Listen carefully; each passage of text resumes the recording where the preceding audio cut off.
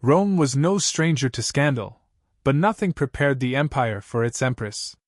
Valeria Messalina, wife of Emperor Claudius, didn't just betray her vows, she secretly worked in brothels, challenged prostitutes in contests of endurance, and even staged her own wedding while the emperor still lived.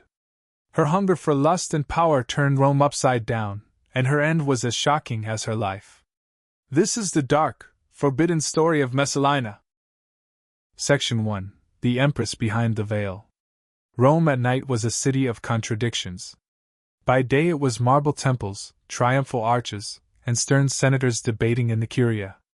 But when the sun sank behind the 7 hills, another Rome stirred, one of wine-soaked taverns, brothels, and whispered pleasures. On such a night, down the crooked alleys of the Suburra, a cloaked figure moved swiftly through the crowd. At first glance, she seemed like any other Roman matron seeking a thrill outside her husband's eye. But beneath the hood lay the delicate features of Valeria Messalina, Empress of Rome. Only 15 when she had been given to Emperor Claudius, Messalina was the embodiment of patrician virtue in public, pale skin, golden hair coiled into braids, her steps graceful during ceremonies. Yet her youth masked a restlessness that palace life could not contain. She was empress, yes, but she was also a prisoner of marble walls and endless protocol. On this night, her guards had been dismissed with a feigned complaint of exhaustion. Her maid, a trusted accomplice, carried her disguise, cheap tunics, smudged rouge, and a veil to conceal imperial beauty. To the world outside, she would be no empress, only another woman in search of coin and company. The first time she stepped into a brothel, Messalina felt her heart pound not with fear, but with exhilaration. The madam, a shrewd-eyed woman named Marcia, looked her up and down. "You're too fine for this street," Marcia sneered. "What's your game, girl?" Messalina lowered her gaze, masking the imperious authority that could command armies. "No game. I want work. Give me a chance." The madam laughed. "Do you know what you're asking? My girls labor until they can barely walk. Men here don't care for faces, they care for endurance." Messalina's lips curved into the faintest smile. "Then let me show you I can endure." That night, she worked not like a noble playing dress-up, but with the fervor of someone proving a point. When the other women retired from exhaustion, she demanded more clients. She left the brothel at dawn, body aching, but with a gleam in her eye that unsettled even the hardened madam. This was not rebellion, nor simple lust. It was something darker, a contest only Messalina knew she was playing, against her own station, against the expectations of empire, against every woman in Rome. As she returned to the Palatine before sunrise, shedding her disguise and resuming her role as Claudius' loyal empress, she whispered to herself, "By day they bow to my crown. By night they will bow to something greater." The game had begun. Section 2. Whispers in the Marble Halls. At dawn, the Palatine Palace stirred with the measured rhythm of empire. Senators gathered in the atrium, slaves carried scrolls, and imperial guards stood rigid with spears in hand. No one would have guessed that their empress had spent the night in the Suburra, her silks exchanged for rags, her perfumes replaced by the stench of taverns. Messalina sat at Claudius' side during morning petitions, her posture perfect, her face the portrait of aristocratic serenity. She listened to complaints of grain shortages, disputes over water rights, petitions for citizenship. Her golden hair caught the sunlight streaming from the oculus above, and every senator saw only the dutiful wife of their emperor. Yet beneath the table, her hand tapped restlessly against her knee. The memory of last night's encounters replayed in her mind like a forbidden hymn. The gasps, the sweat, the humiliation turned to triumph. It thrilled her in a way Claudius' stiff, ceremonial embraces never could. That evening, while the emperor entertained advisers, Messalina retreated to her chambers. Her maid, Callista, entered quietly, carrying a folded tunic and veil. "Again, my lady?" Callista whispered. Her voice carried both fear and loyalty. Messalina's eyes glittered. "Yes. The city sleeps, but I do not. Tonight we go farther." Callista hesitated. "If you are recognized." "They won't. To them, I'm just another woman." That is the beauty of it. And so, under the cover of darkness, they slipped from the palace once more. Word of her midnight excursions began to ripple through Rome, carried by tavern keepers and whispered by clients too astonished to stay silent. A senator named Lucullus overheard such gossip while passing through the Subura. Drunken voices spoke of a woman of noble bearing who worked the brothels, who boasted she could outlast the most hardened courtesans. Lucullus frowned and muttered to his companion, "If these fools speak truth, then Rome is ruled by a ghost who walks both throne and gutter. Surely it is only rumor." The companion replied, though his tone betrayed unease. Yet rumors in Rome were like sparks, even the smallest could ignite a blaze that consumed reputations, marriages, even empires. Back within the palace, Messalina studied her reflection in polished bronze. Her face was unmarked, her hair neatly arranged, her gown flawless. To all appearances, she was untouched by scandal. But when she leaned closer, she whispered to her own reflection, "They would never believe it! And that is why I am free!" She smiled, satisfied. In the silent corridors of the Palatine, Rome's Empress had discovered a secret more intoxicating than wine, more dangerous than treason, the thrill of living two lives at once. One as Claudius' dutiful consort, the other as Rome's most shameless courtesan. And neither world yet knew how deeply she intended to intertwine them. Section 3. The First Contest. The transformation from secret escapade to open challenge came swiftly. Messalina had grown addicted to the sense of conquest that followed her nights in the Subura. It was not enough merely to indulge, she craved proof that no woman, patrician or prostitute, could rival her endurance. By the winter of 40 CE, whispers of her appetite had spread beyond the taverns. Patrons spoke of a mysterious veiled woman who demanded to service more men than any courtesan in Rome. At first, the brothel keepers laughed off such stories. But soon, the same name returned again and again, the veiled lady. Among the city's courtesans, rivalry turned to curiosity. Who was this stranger who dared boast she could outlast them all? When the Saturnalia festival approached, a time when Romans upended social order in drunken revelry, Messalina seized the moment. In a dimly lit chamber off the Subura, she approached Marcia the madam, who by now had pieced together more than she dared to admit. "You court danger, my lady," Marcia said in a hushed tone. "The men whisper of your feats. Some laugh. Some fear. All wonder who you are." Messalina leaned close, her voice a silken command. "Arrange it. A contest. I will face Rome's finest. Let the city see who is strongest." Marcia hesitated. "If I expose you." "You won't. Because what happens tonight will make you rich beyond measure." The challenge was set, Messalina against Cytheris, the most celebrated courtesan in Rome, famed not only for her beauty but for her skill in captivating senators and poets alike. Wagers were placed, crowds whispered, and by nightfall, a secret gathering filled the brothel's largest chamber.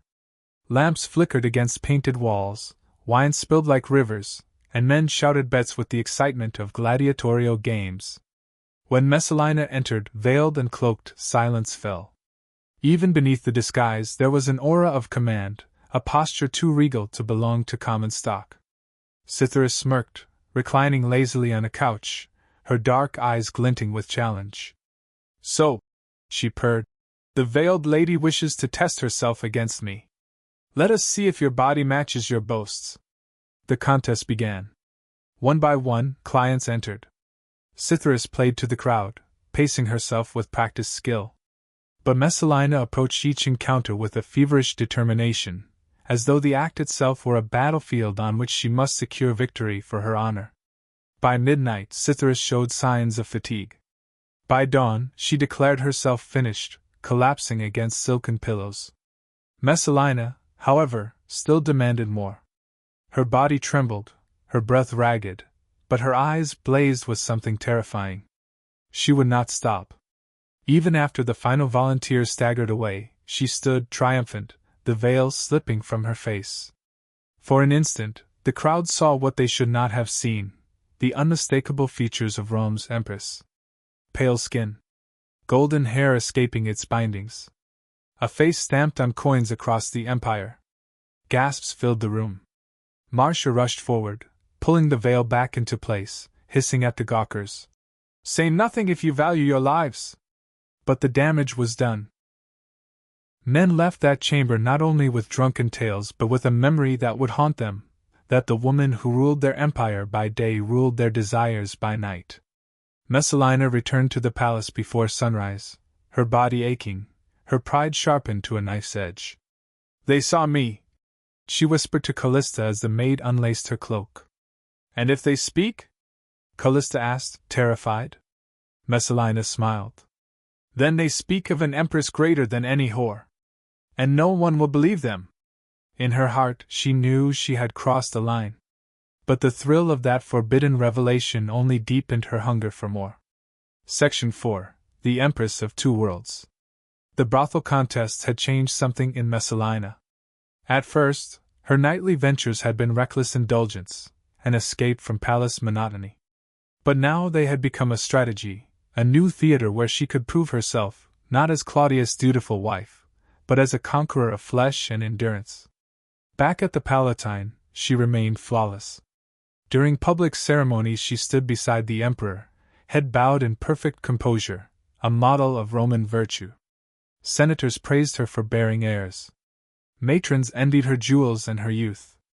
But as they whispered blessings, none imagined that the same delicate hands that held ceremonial offerings at Jupiter's altar also gripped the sheets of a Subura brothel. Her double life was intoxicating. And dangerous. Within months, her escapades grew systematic. She no longer left the palace on a whim. She planned her ventures like military campaigns. Trusted servants forged paths through secret passages, disguises were prepared, and new aliases created. She carried herself as Livia Aurelia, or Claudia, names meant to conceal her imperial identity while mocking Rome's matronly ideals. She began keeping score, literally. Callista once stumbled upon wax tablets in Messalina's chamber, tallying names and numbers. My lady, what is this? Callista whispered. Messalina's smile was unsettling. Victories. Proof that no woman in Rome surpasses me. Each mark is a conquest. Her maid shuddered. Word of these competitions spread like wildfire among Rome's elite. Senators, generals, and wealthy merchants slipped coins into Marcia's hands for the chance to witness an empress degrade herself. For some, it was voyeuristic entertainment. For others, it was leverage, ammunition to hold against her should the winds of politics shift. The contests grew more elaborate. Messalina would enter rooms filled with Rome's richest men, unveiling herself only at the climax of a night's endurance, forcing her audience into horrified silence at the realization of who she was. One night, after defeating 3 renowned courtesans in succession, Messalina turned to the assembled crowd, her face flushed with triumph. Do you see? She demanded. Not even your gods endure longer than I. No one dared respond. They knew she was mad. They also knew she was untouchable. But cracks began to form. In the Senate, murmurs grew. One old statesman, Senator Fadius, cornered his peers after a session. Have you not heard? He whispered. The Empress defile herself nightly among whores. I have this from a man who swore by his household gods. Another senator hissed back. Speak softer. If Claudius learns, he may turn his wrath upon us for repeating it. But if he does not learn, Thaddeus retorted, Rome itself is mocked before the world. Yet no one dared take the risk of open accusation. After all, who would believe that an empress, mother of heirs, patron of temples, chose the gutter of her own will? At home, Claudius remained oblivious. His focus was grain shipments, tax decrees, and the endless minutiae of governance. His wife's coldness in bed he chalked up to youth and disinterest.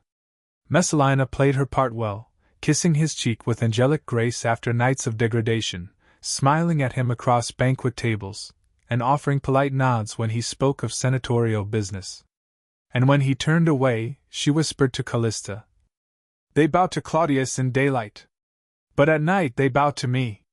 The empire, she believed, was already hers, not through armies or decrees, but through shame and desire. Section 5. The Imperial Brothel. By 42c, Messalina's secret was no longer enough. The thrill of disguises and contests began to fade. What she craved now was permanence, a structure that would give her nocturnal world the same authority she wielded by day. So she built it. Not in the filthy corners of the Subura, but in a villa near the Campus Martius, a marble estate veiled as a private salon for Rome's elite. Behind its heavy doors, incense smoked, wine flowed, and the boundaries of class dissolved.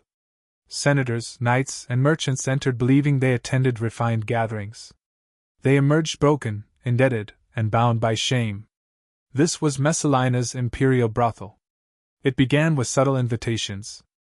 At banquets she would lean close to a senator, her voice honeyed. "You work so hard for Rome, noble Lucius.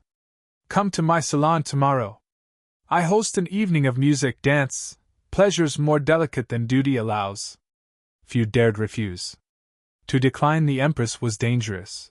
To accept was irresistible. When guests arrived, they were greeted not by courtesans but by patrician women themselves, daughters of old families, wives of magistrates. These women had not come willingly. Messalina, with her power, had cornered them into compliance, threatening ruin for their husbands or brothers if they resisted. Within the villa's perfumed chambers, the game played out. Men drank deeply, unaware of the trap closing around them. Then, under Messalina's watchful eye, they were led into compromising liaisons, often with women they recognized only afterward, the wife of an ally, the daughter of a rival, sometimes even Messalina herself. Hidden servants recorded names, acts, words spoken in drunken confidence. These records became chains heavier than iron. One senator, flushed with shame, fell to his knees before the Empress after such a night. "Mercy, Augusta," he begged, trembling. "If my wife knew, if my peers discovered." Messalina tilted her head, golden curls brushing her cheek. "Then you will serve me loyally in the Senate, will you not? Think of it not as disgrace, but as devotion." He nodded frantically. Another soul bound. Her network grew swiftly. Commanders found themselves appointed or dismissed at her whim. Merchants won contracts if they pleased her, or lost fortunes if they refused. Even foreign envoys whispered of Rome's government twisting under invisible strings pulled by the Empress' hand. Callista, ever her shadow, once dared to speak. "My lady, this is no longer games. You wield shame as a weapon. What if Claudius learns?" Messalina's laughter rang through the chamber, low and dangerous. "Claudius lives in decrees and scrolls. He sees nothing. I hold Rome's true power. Not laws. Not armies. Secrets." But the villa was not merely a den of blackmail. It was theater. Messalina staged elaborate spectacles under the guise of religious feasts. She claimed to honor Bacchus with wine-soaked rites, or Venus with rituals of fertility. In truth, they were orchestrated orgies where Rome's elite became both actors and captives, bound by pleasure and terror. The most shocking came during the Feast of Flora. Draped in garlands, Messalina presided over the gathering like a goddess incarnate, ordering senators to shed togas, demanding noblewomen compete in acts of debasement. To defy her was unthinkable. To obey her was ruin. Rome's Empress had discovered something darker than lust, control through humiliation. And yet, as the villa thrived, so too did the whispers in Rome's streets. The people adored scandal, and stories of the Empress' double life multiplied, exaggerated, embellished, but rooted in a truth too dangerous to ignore.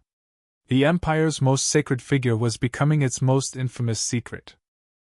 Section 6. The Games of Shame. What had begun as whispered contests in brothels soon erupted into staged spectacles designed to break Rome's elite. Messalina, now drunk on the intoxicating mix of sex and control, discovered that true domination required witnesses. Secrets could bind individuals, but shame could enslave entire classes. Thus were born the Games of Shame. No longer hidden in small chambers, these gatherings swelled into grand productions disguised as religious rites. Invitations came sealed with the imperial stamp, cloaked in language of duty. A sacred festival to honor the gods, commanded by the Empress herself? Few dared decline. The villa's atrium would glow with torchlight, its marble floors scattered with petals, its fountains flowing not with water but with wine. Senators arrived in ceremonial togas, noblewomen in pearls and silks, all uncertain of what awaited them. At first, the rituals seemed familiar: prayers to Bacchus, hymns to Venus, invocations of fertility and abundance. But then the atmosphere shifted. The prayers dissolved into chants. The wine cups never emptied. Music grew louder, faster. Dancers shed garments piece by piece. Messalina herself, crowned with roses, would rise from her throne, arms spread wide. "Rome prospers through devotion," she declared, voice ringing above the frenzy. "Show your gods that you are not weak, not bound by fear, but liberated by pleasure." At her command, senators were paired with women not their wives, noble matrons with strangers. Sometimes Messalina arranged rivals to perform together, forcing bitter enemies into embraces while the crowd jeered. One senator, Marcus Attilius, resisted, clutching his toga with trembling hands. "My lady, this dishonors—" "Silence!" Messalina snapped, her eyes flashing. "Do you defy the Empress in her own right? Then strip or be stripped." Slaves surged forward, tearing the garments from his shoulders. The crowd howled. Attilius stood naked, his dignity shredded as surely as his toga. From that day, his voice in the Senate was quiet, his will broken. The most horrifying aspect was how Messalina drew Rome's youth into her games. Sons and daughters of noble families, told they were performing sacred rituals, found themselves degraded before their peers. Parents, trapped by their own shame, could not protest without exposing themselves. The Empress had woven a net in which entire dynasties hung powerless. Even foreign ambassadors bore witness. One envoy from Egypt later reported, "Rome is ruled not by laws, but by an empress who makes her court strip bare while she laughs." Behind the laughter, though, cracks began to form.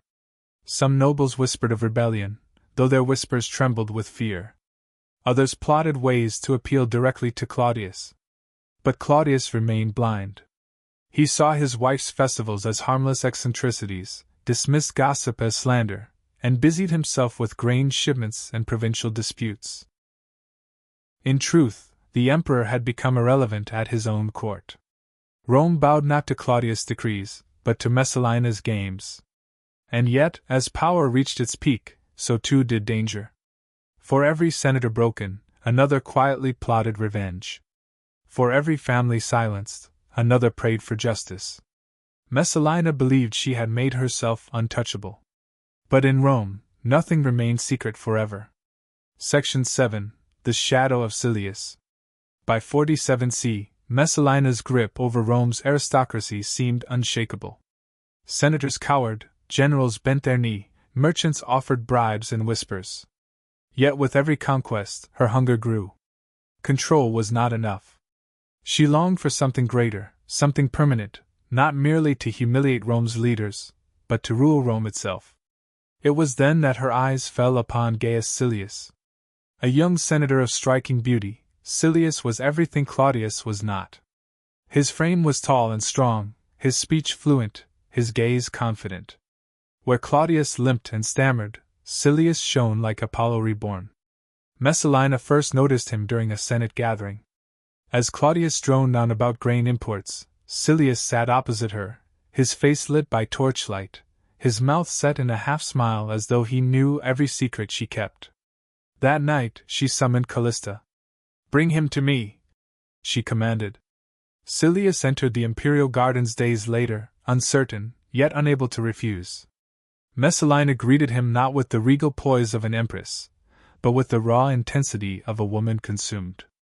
"You know who I am," she said, stepping close. "Yes, Augusta." His voice was steady, though his hands trembled. "Then you know," she continued, her golden hair loose around her shoulders, "that to refuse me is death, and to accept me is destiny." Silius swallowed hard. He was ambitious, but no fool. To lie with the Empress was treason. To refuse was worse. "I accept," he said. Their union began in secrecy, but soon it blazed into obsession. Messalina paraded him through her villa, flaunted him at her games, whispered promises of power as they lay entwined on silken couches. "You were born for greatness," she told him once, tracing his jaw with a finger. "Claudius is weak. Rome deserves strength. Together, we can remake the empire." Silius laughed nervously. "And the emperor?" Messalina's eyes darkened. "He is already forgotten. Rome bows to me. Soon it will bow to us." What began as passion became conspiracy. Silius, intoxicated by both lust and ambition, began gathering allies among the nobility, men who had already been broken by Messalina's games, now drawn into her final vision, replacing Claudius with a ruler she could mold. But such schemes could not remain hidden. A handful of senators, still loyal to the emperor, muttered in private. "Have you heard?" one whispered in the baths. "The Empress has taken a lover. Not a secret affair, she flaunts him like a king." Another hissed. "If Claudius learns, her head will roll." "Then pray he learns soon. Else we may find ourselves saluting a new emperor before the year is out." Back in the palace, Claudius noticed little. He shuffled through scrolls, issued decrees, and let his wife manage festivals and entertainments. To him, her excesses were distractions, nothing more. But to Rome, the shadow of Silius grew long. His name whispered in taverns, his face glimpsed beside the Empress, his presence in corridors where no senator should linger. And in Messalina's mind, the transformation was complete. Claudius was no longer her husband, nor her emperor. He was an obstacle, one she now believed she had the power to remove. Section 8. The Wedding of Treason. By the year 48 C, Messalina no longer bothered with concealment. Her affair with Silius had grown into something so audacious that even seasoned courtiers trembled at its mention. What had begun as a dangerous liaison now swelled into a full fantasy, the overthrow of Claudius himself. The Empress convinced herself that Rome already accepted her as its true ruler. Why not make it formal? Why not crown her desires with legitimacy? And so, while Claudius traveled to Ostia to oversee grain shipments, Messalina planned the unthinkable. A wedding. Not a tryst in the shadows, not a whispered vow in a hidden chamber, but a full Roman marriage ceremony between herself and Gaius Silius, while she was still Claudius' wife and empress. The day dawned bright. In a lavish villa near the Campus Martius, garlands of ivy and roses hung from marble columns. Musicians tuned their lyres, priests prepared sacrifices, and Rome's elite filed in with anxious eyes. Some came in fear, others in secret hope that the tide of power was shifting.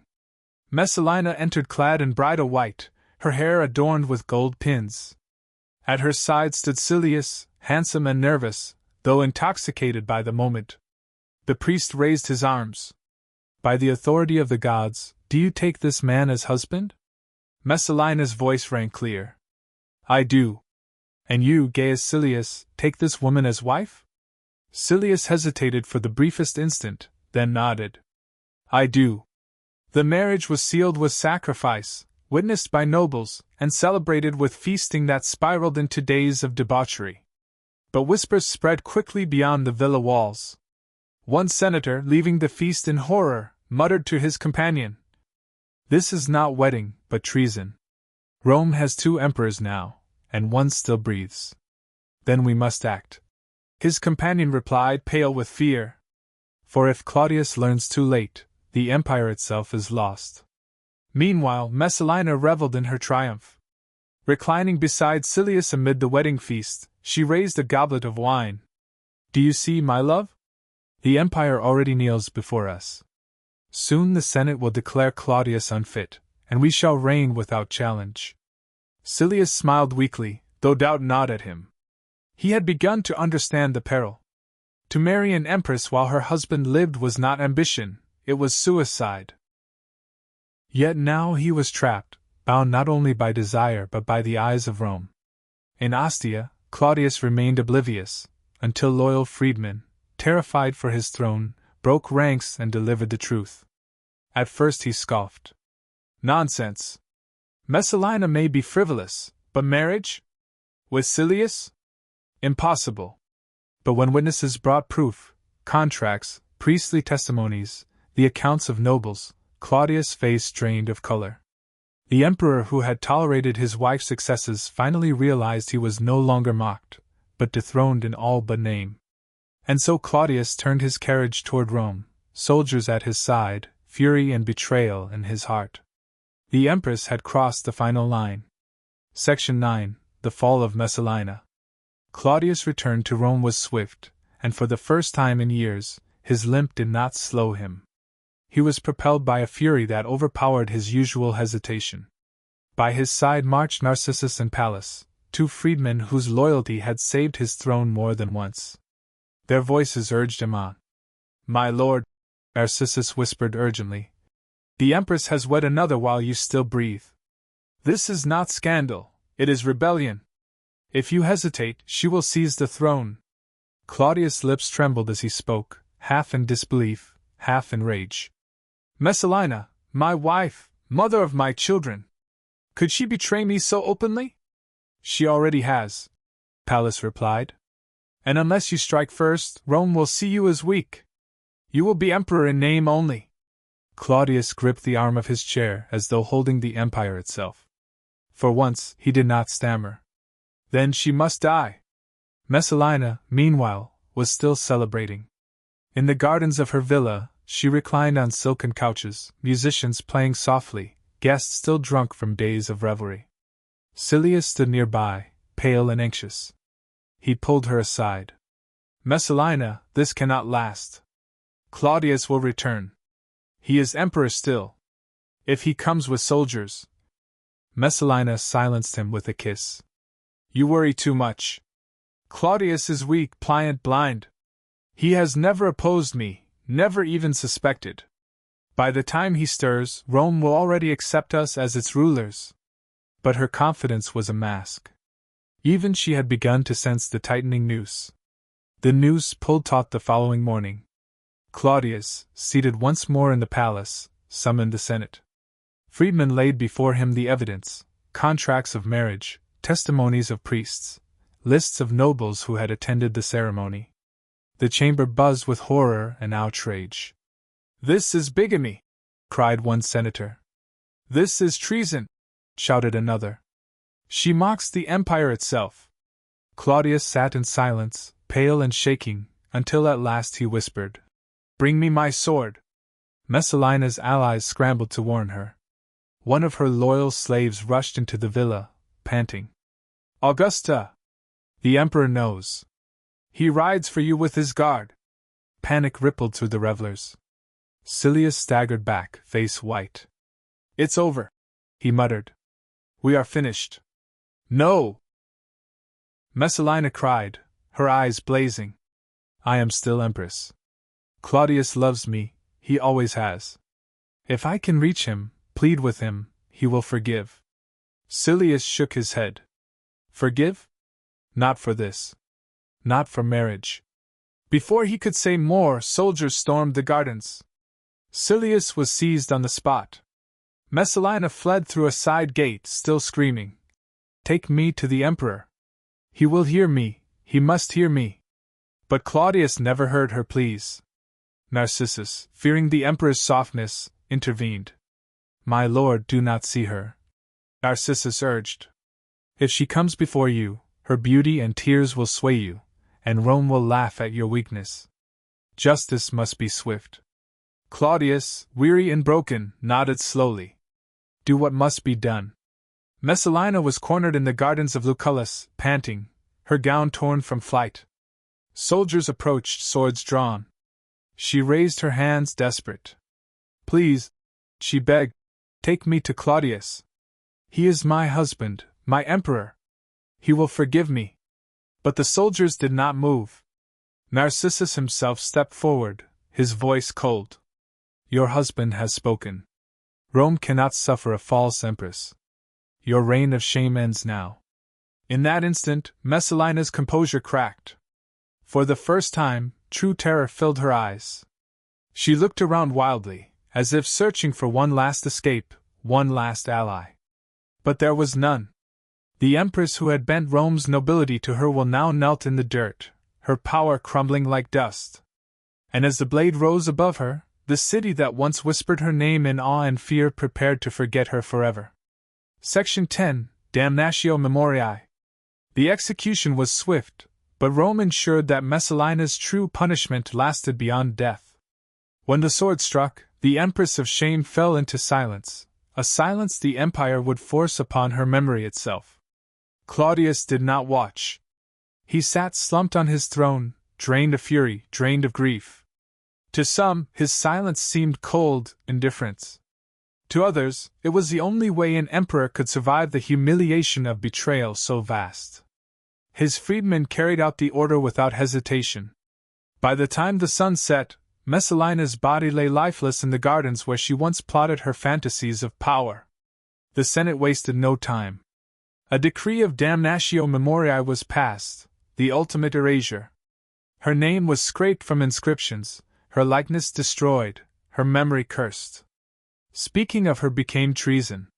Statues of Messalina were toppled and broken. Mosaics bearing her image were chipped away. In the marble halls of the Palatine, servants removed her portraits, leaving bare walls where once she had smiled down in regal poise. Let her be as though she never lived, one senator declared grimly. And so Rome attempted to forget. But memory cannot be so easily erased. In taverns, whispers persisted of the Empress who had walked the Subura in disguise.